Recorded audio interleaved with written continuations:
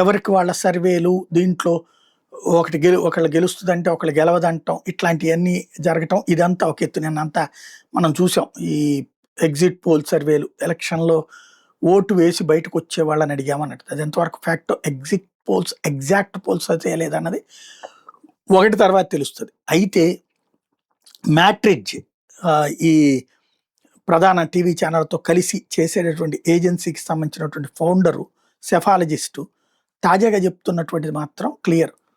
బెంగాల్‌లో జరిగేటటువంటి ఫలితాల్లో బీజేపీకి, తృణమూల్‌కి మధ్యన 15-20 సీట్ల తేడా మాత్రమే వస్తది. అంతగా బీజేపీ పుంజుకుంది. అదే సమయంలో మమతకి ఆ మేర తగ్గింది. ఒక సరిగ్గా గనక ఎలక్షన్ పర్ఫెక్ట్‌గా జరిగితే 180-190 స్థానాలు బీజేపీ గెలుచుకునే అవకాశం ఉంది. పబ్లిక్‌లో I can see the voice of change on the ground. ఇది ఇండియా టీవీతో ఆయన చెప్పినటువంటి మాట.